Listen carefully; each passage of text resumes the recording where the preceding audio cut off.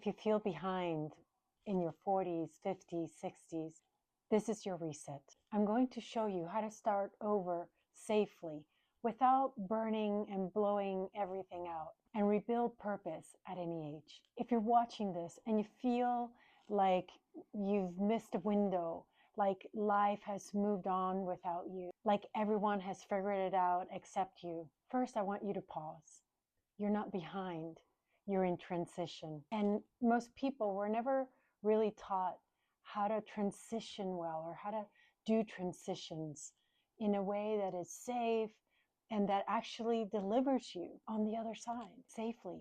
We were taught how to perform, how to achieve, how to push, how to endure. But we were never taught how to let go of what just doesn't fit and how to step into what we perhaps might not see clearly yet, but it's knocking at our doors. That's the real skill. Starting over is not about being reckless or doing, taking unnecessary risks or blowing things out of proportion. It's about moving through transitions consciously. The key to starting over at any age is the ability to release the familiar and to engage with the unfamiliar. And that sounds simple, but it's not. Because the familiar, even when it's painful, it feels safe. And the unfamiliar, even when it feels, even when it's aligned, and even when it's right for you, it feels terrifying. When I was 19, I left my hometown in Caracas, Venezuela. I left a simple life, family, known streets, known language. It was a massive shift. Different countries, different expectations, different rules. I didn't even know what hit me. I wasn't thriving. I was surviving day by day. But that was, I think, my first conscious reinvention. But it wouldn't be my last. But what I can see now that I couldn't see then is that for every reinvention, for every big transition, to start over, there's like an identity loss. And if you don't expect that, it makes so much sense that you might think that there's something wrong with you. But it's not. It's part of the process. I've reinvented myself several times as I've aged, as my body has changed, as my roles have changed. In my 30s, it was about travel and status. In my 40s, I think it became about presence, depth, and inner power. I left New York in the early 2000s for a small town in Colorado in the mountains. And it was just slower, quieter, a different kind of power. Then I got divorced and I had to grieve that transition and loss of identity. I've been married twice. I've been pregnant, have lost babies, have gone through IVF. At 41, I stepped into this new marriage and wanting to build a family and stopped modeling and poured myself also into coaching. But then COVID hit. So once again, I had to reinvent myself to go from in-person to finding out new relationships and who I am online. You don't get to pause life until you feel ready. You either adapt or there's a way like you shrink and you contract so you think you can push through. When I remarried, I guess I didn't get the family I thought I would, but I gained 2 stepchildren.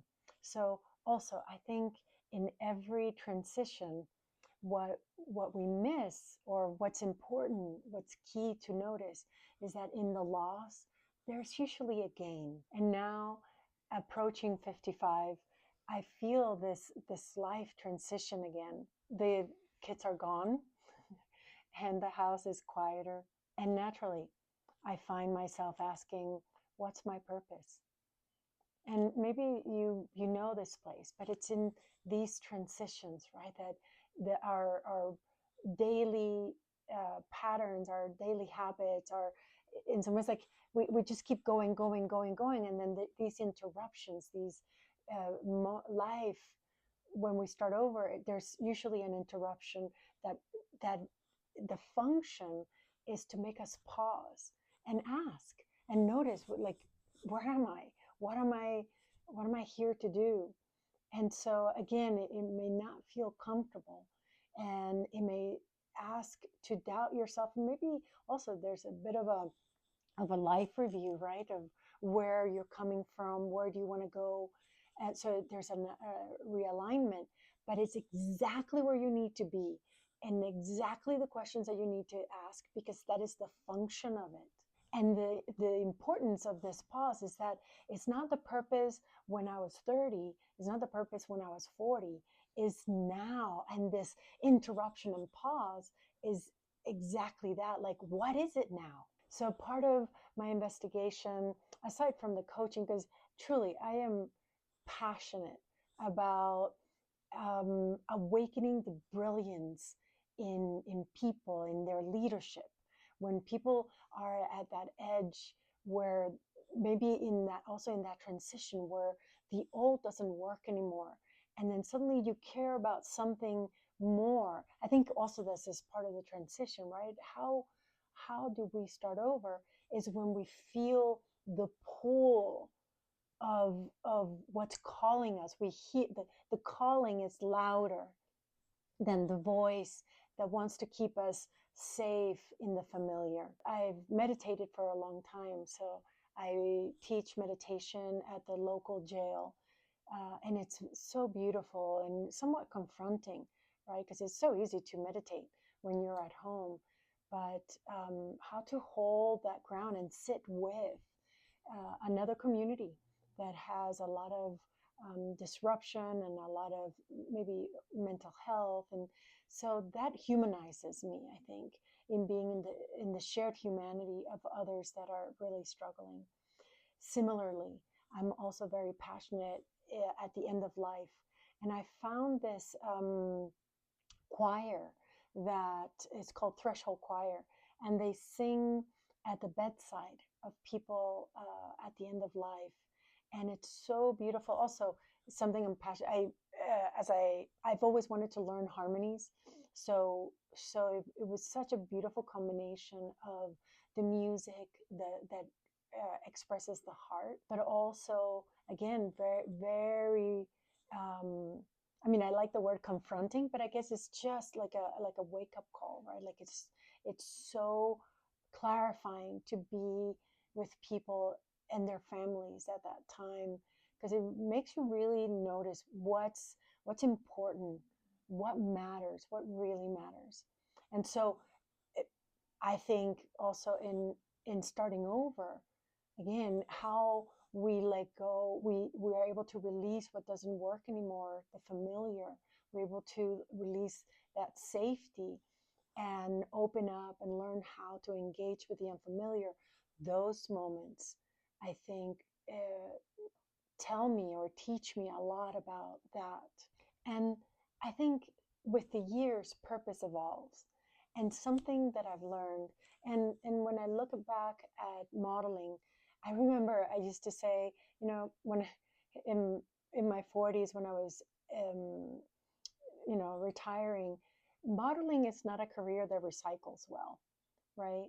Um, but then now, at almost 55, I think the question is not how what you did recycles, but how do you recycle what you've learned and where are you taking it forward? We decide how our life experiences get repurposed. We decide what meaning carries forward. You can take grief and turn it into guidance. You can take age and turn it into natural authority. You can take loss and turn it into depth. That's reinvention. And this transition or this starting over, when you start noticing, it's not just emotional, but it's actually physical. When I joined CrossFit about 5 years ago, I I injured myself, and then I decided to start long distance running, and I injured my knee.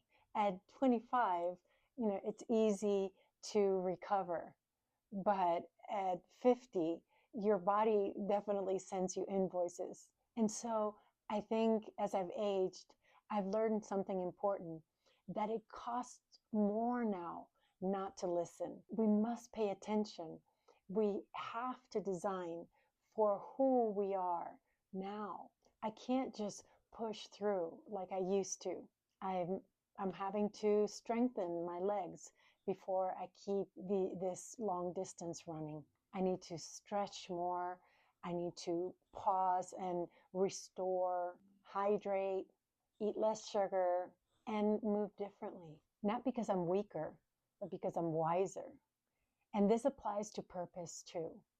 At 25, maybe you were chasing power and intensity. At 45 or 55, maybe you begin looking for meaning. And it's been my experience in myself and with my clients. But I think once you start approaching 60, I think it's natural for us to be seeking then contribution. Discernment improves with age if we listen. Then the question becomes, where is your energy best placed right now? Not where it used to be, but now. Sometimes when a client is ready, I'll ask them, imagine that you're on your deathbed and in the last minutes of your life, and you're surrounded by your loved ones, and you have maybe your life partner or children if you have them, and you look at them in the eye. And then in that moment, what are you most proud of? What are you most grateful for?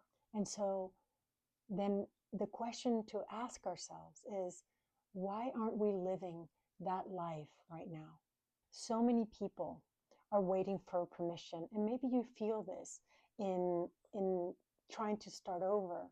You're kind of waiting for the signs, the green lights.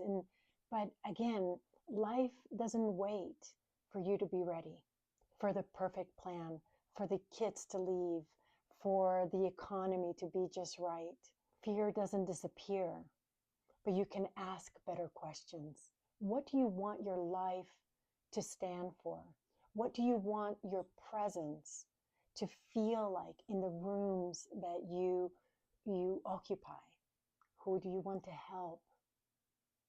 What pain in the world really hits you that you want to be part of the solution?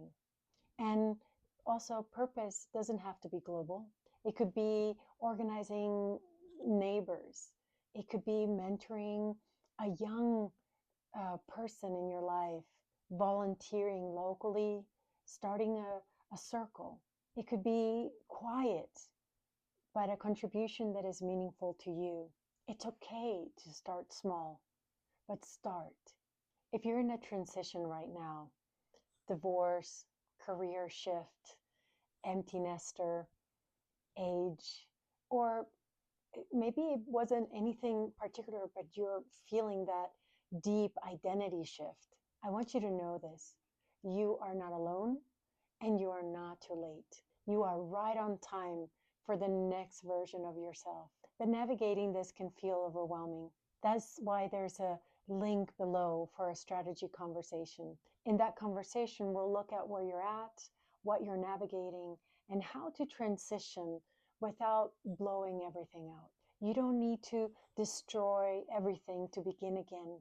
You need to choose how you recycle your life experiences to fit what matters to you and how you design to move forward, how you let go of the familiar and stabilize yourself in that letting go, and also learn how to discover what's calling, to listen deeply, and how to align to what's inviting you. So in some ways, turning that fear into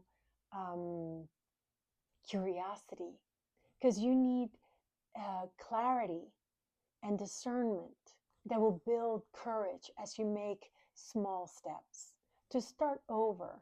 It's not about becoming someone else. If you think about it, like reflect and all the transitions in your life and the kind of like the seeming loss of identity and stepping into a new you. Actually, we are stepping into more a more honest version of ourselves. So ask yourself tonight, if I were at the end of my life, what would I wish I had started now? And then start. It's not too late.